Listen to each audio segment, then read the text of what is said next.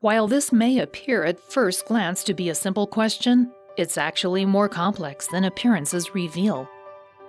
As interest in the study of narcissism grows, experts have yet to agree on a specific set of subtypes under the general heading of narcissistic personality disorder. Some experts only broadly divide narcissism into the categories of covert and overt, but others have defined numerous other subtypes. So the answer ranges from 3 to 9, depending on the source, and none are considered established clinical diagnoses. Still, investigating some of these subtypes gives us insight into the varying ways in which narcissists work. While narcissists all have similar patterns of behavior, they also have different personalities, different particular interests, and contrasting degrees of pathology. They exist on a spectrum from relatively healthy to absolutely malignant. Watch this video to learn how to identify what experts see as some established subtypes of narcissism. Number 1. Healthy narcissism.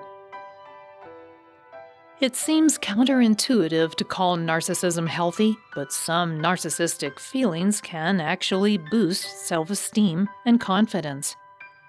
Typically, healthy narcissism has little in common with narcissistic personality disorder. Rather, it describes someone who exhibits some narcissistic traits at particular moments in their personal or professional life. Just about everyone has a dose of this healthy narcissism. It's what we need to take a risk or ask for a promotion or find the courage to ask someone out on a date. It's when we use our self-confidence and pride to take us to the next level in whatever we are doing. Healthy narcissism allows us to feel as if we are entitled to succeed, though we deserve the good things in life. Healthy narcissism, unlike the full-blown disorder, is rooted in reality, not the beholder's delusions of superiority. It gives us the opportunity to share our achievements with others, not as a blowhard braggart, but as someone who genuinely deserves the accolades and acknowledgement. Number 2. Grandiose or overt narcissism. Grandiose narcissism is what most of us understand as narcissistic personality disorder. These are typically what we call pathological narcissists. People with grandiose narcissism exhibit the same kind of entitlement and pride as described previously, but it isn't always based in reality, in actual accomplishments.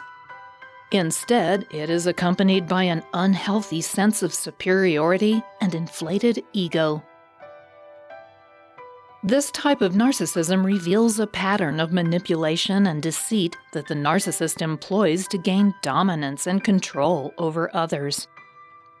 The overt narcissist won't hide his disorder because he thinks there is nothing wrong with him, but rather openly display his bragging and self-absorption for all to witness. This type will also typically be charming, but he will lack empathy and compassion.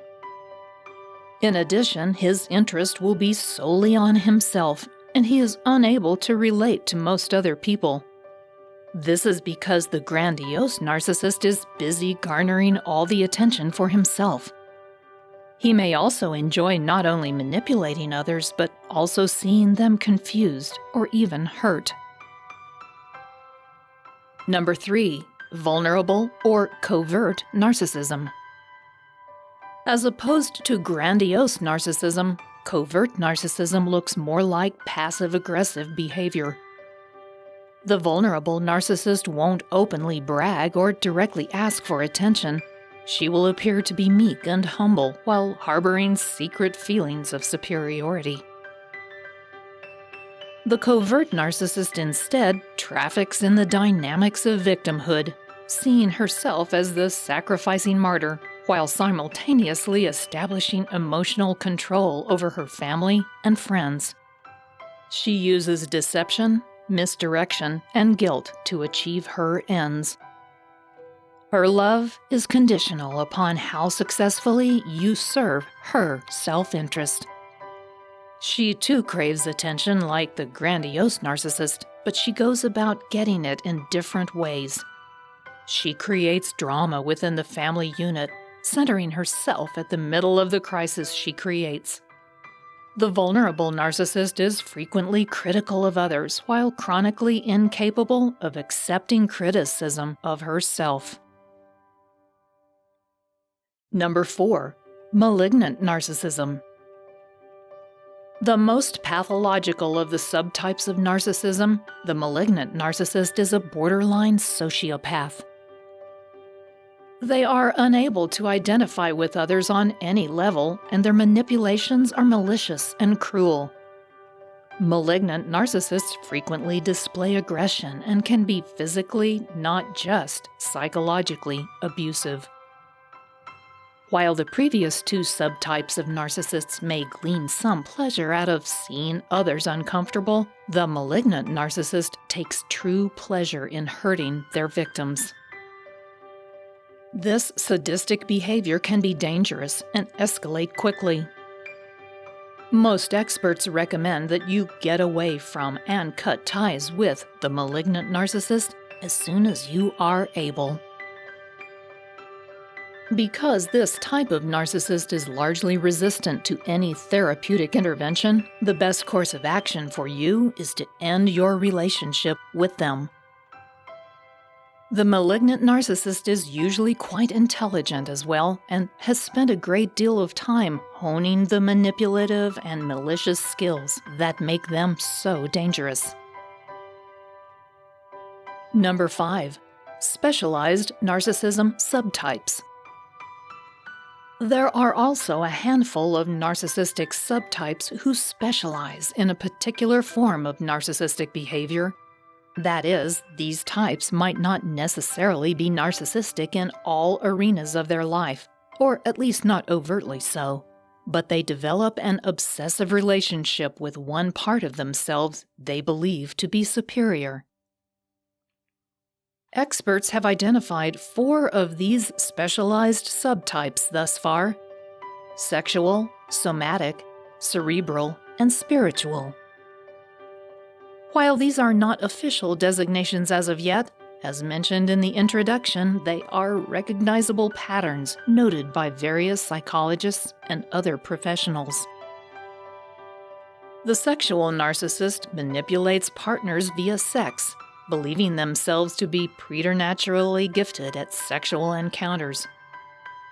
They are usually frequently unfaithful and may become violent in the course of a sexual tryst. Somatic narcissists may also display some of these behaviors, though their primary concern is their appearance. They become obsessed with their weight and fitness and will criticize others for not meeting their impossible standards. The cerebral narcissist values their intellect above all else. They believe that they are smarter, more knowledgeable, and better at arguing any point than anyone else.